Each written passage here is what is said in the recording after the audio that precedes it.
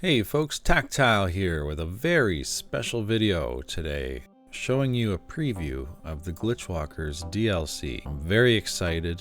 Everyone's very excited about this DLC, so if you want some spoilers, this is the video for you. This is your final warning. If you don't want spoilers, do not watch this video. Now, I don't usually make these types of videos showing the content of updates or a preview of updates, but I figured I should start. And the only way I could think to present this to you folks would be to just show it to you as you're going to find it in game. So here we go. So this all starts with a new mission. In order to have this mission active, you must have activated at least one core in the solar system, doesn't matter which one. And then you'll get this new mission called, "Is this thing on?" Testing, testing. Hey pal, am I coming through okay? Can you believe this is the only way we can talk inside the simulation? Not the easiest way to communicate. Push the green button on your POA so I know you're reading me. Next mission's called Hey Ya.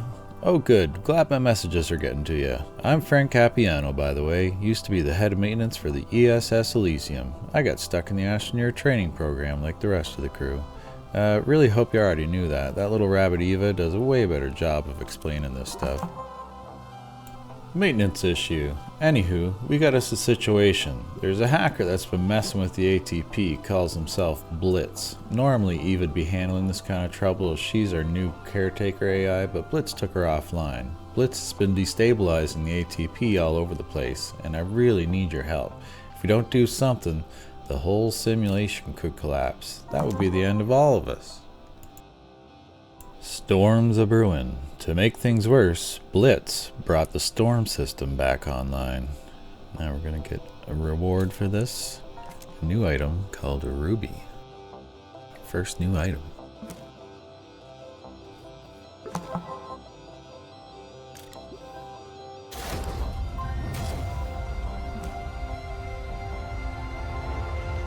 So let's read this description. Ruby, one of Frank's inventions, gathers and dispenses storm data from hotspots and storms, must be placed on a platform or vehicle, tracks nearest hotspot when powered. Storm data can be placed in the research chamber. It draws 5 U of power when turned on and actively gathering storm data from a hotspot. So this would be the radar looking device that you have been seeing on all of the dev leaks. Alright, next mission. No place like home. Use Ruby in a storm found on any planet other than Silva to collect encrypted data from a hotspot. Process encrypted data using research chamber. Introducing Ruby. Don't ask what it stands for because I'm still workshopping it. So I made myself a platform for my Ruby here with 5 U of power. I'm going to open up my compass and the storms do show up on the compass. And the medium resource canister, the storm data will go in that, so you don't need to have a silo on there.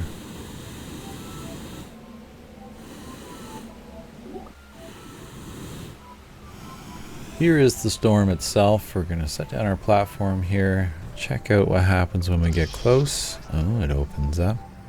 It allows us in. And right away we can see there's some kind of timer on my guy now that's counting down. So we're going to take our Ruby platform, we're going to stick this over into the storm. And this doesn't have to be a platform, of course, you could use a rover. I just like the hoverboard and jetpack.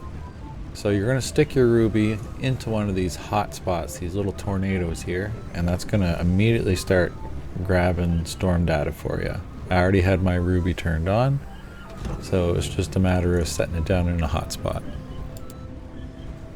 Now we're going to see what happens when that timer runs out. That's on top of my guy that we got when we entered the storm. And boom, we're hacked. We're suffocating. Even though I have an oxygenator.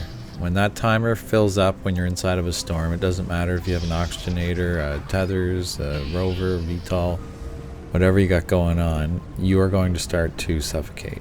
And like you just saw there, to reset the timer, just exit the storm, come back in. There's also a center to these storms, sort of like an eye of the storm, where you can go to reset as well. So I brought the storm data back to my base, and I have now researched one in the research chamber, and that has opened up the next mission for me. Next mission, bootstrap for cash. Oof, those storms are brutal. If I had a little time, I could cook up some way to keep you safe from their effects. But hey, you did it. We got a lead on the hacker thanks to that storm data. I found Blitz's ATP address, but it's all squirrely. While it seems to be a legit instance, the ID keeps changing. Security seems tight. We're gonna need a back door to get in. Give me a sec. Thinking with portals. So I've been going through some back-end code and found a thing. It's the blueprint for the mind file transfer portal, and the short version is that it allows Astros to travel between instances. I think I can piggyback off this system and create a backdoor for you to enter into Blitz's instance. You know, hack the hacker? I can send you a portal on your landing pad.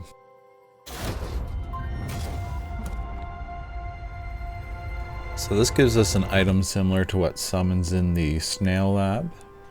And we're going to take this up top and deploy it.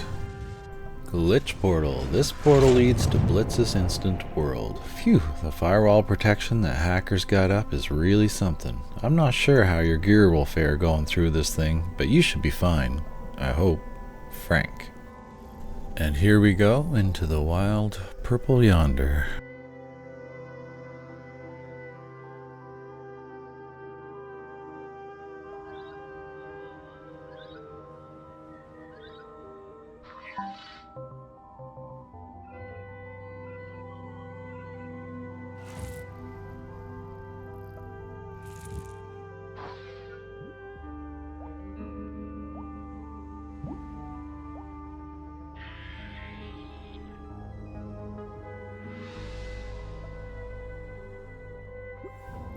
So that was our first cutscene with a very interesting hint about the planet that we'll be going to at the end there.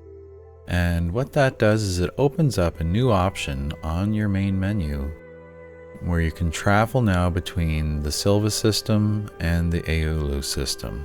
And when you create a new game, it's going to be one save type or the other.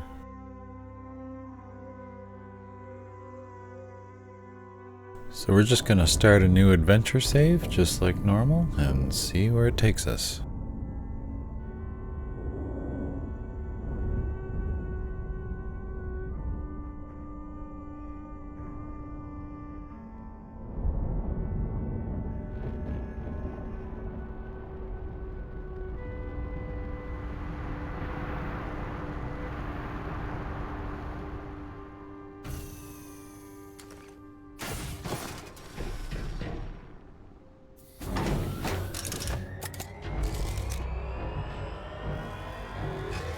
So right away we have a new panel on the shelter, Frank's emergency manual. This panel contains information from Frank regarding Aeoluz and relevant instructions.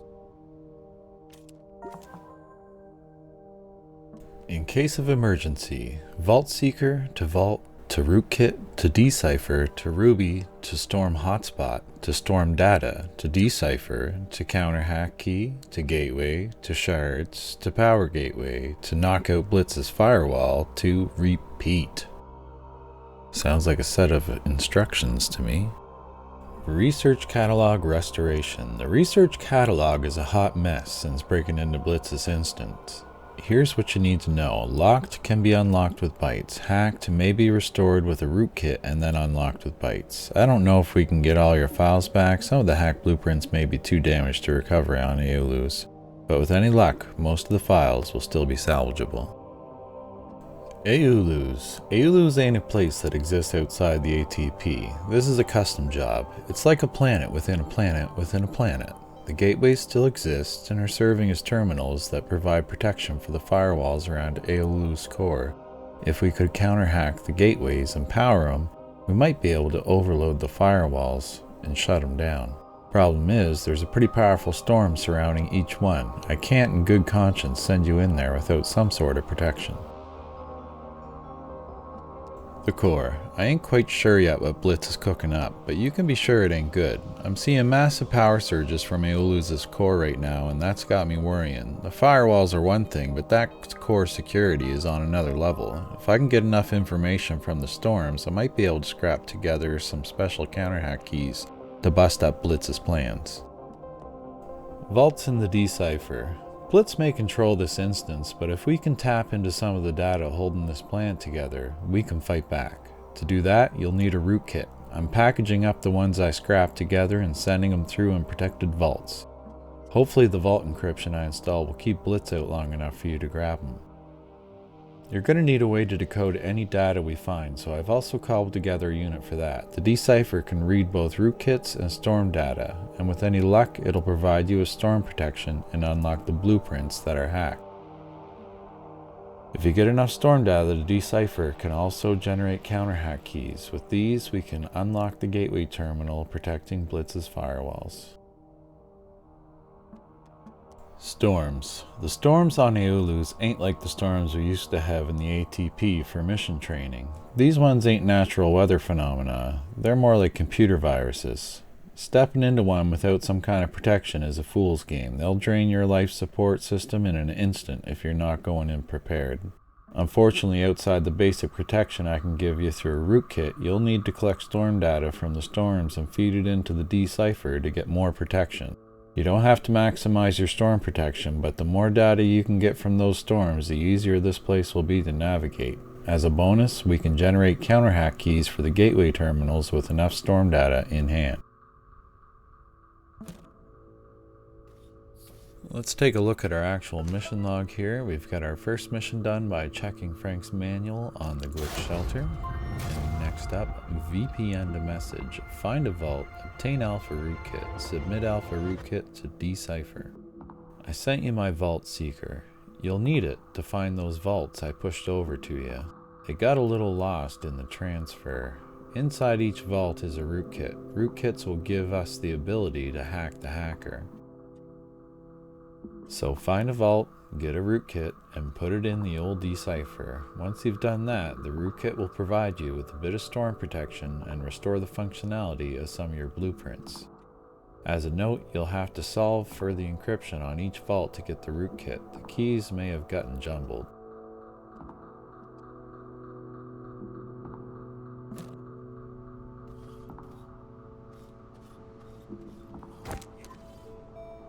And so here's one of the biggest differences with an Aeoluz playthrough. Our research catalog is very locked up and we are forced to go through a very specific progression. So we don't really need the vault finder to find this first vault. It usually spawns right in within eyesight of your starting base. So let's go check this out.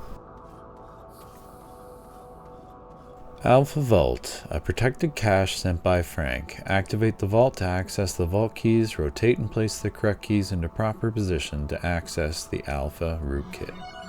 And now we have a little puzzle here where we have to take these pieces and rotate them until they match the background. Might have to swap places. And once that is all set, the Alpha Vault will pop open.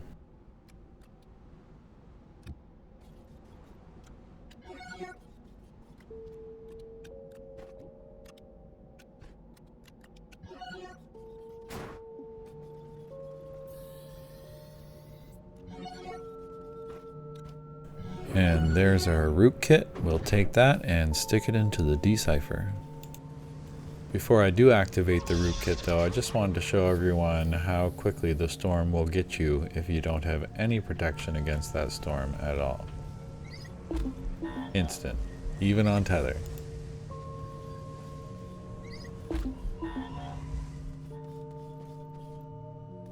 There's a Decipher built right into the side of the shelter for you, an item that decodes rootkits and storm data. Frank cobbled together the Decipher to help provide storm protection and restore items in the research catalog.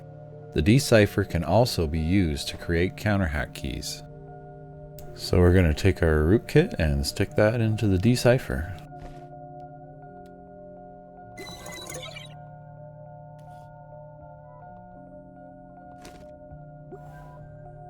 When you examine the Decipher, you see that it has Alpha, Delta, Zeta. We have Alpha activated, and right now our meter is at 0 of 16.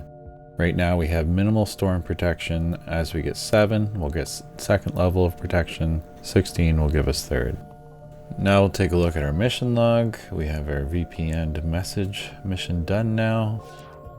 And we have a new mission. Get level 2 storm protection, generate counter hack key alpha with decipher. So for this step, I built myself another little ruby platform, and this is exactly the same as what we already did. We're going to put the ruby into a hotspot and collect some storm data, take that back to the decipher. So the decipher is full of alpha storm data now. I went for level 3 protection, and I'm going to generate my counter hack key. We'll grab that, put it in our backpack. Now we're going to take that and stick it into the gate. I have run my tethers now to the center of the storm, which is the gateway location. And we're going to use our counter hack key. We're going to stick our counter hack key right on this podium right in the middle.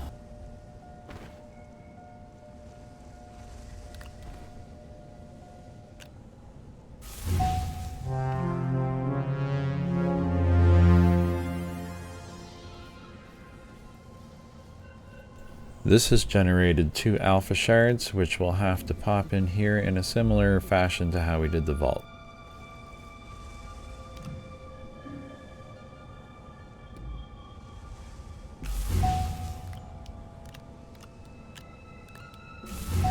Now this has generated the power ports that we're all used to. We need to get this gate some power. I just brought up my ruby platform with my 3 small generators, plugged it in, and that's enough to make it go.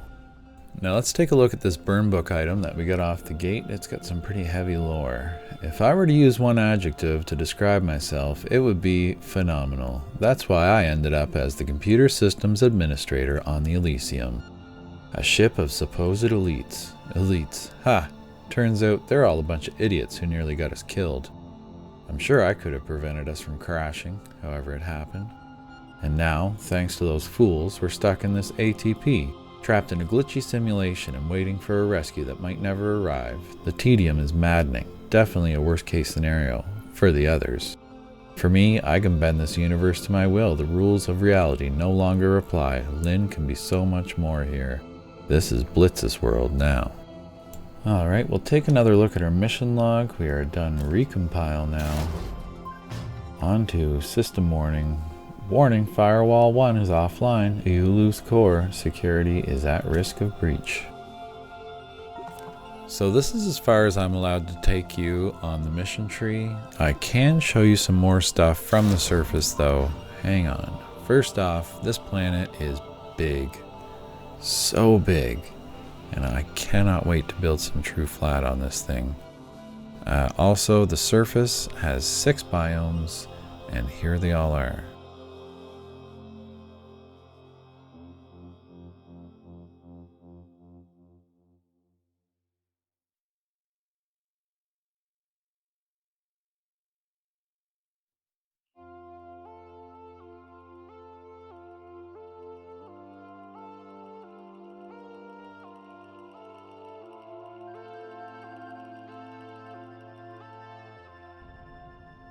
Now, if you were to dig down anywhere on the planet before you activate that first gate that we just activated, this is what you would find. A physical firewall preventing you from continuing down into the caves below.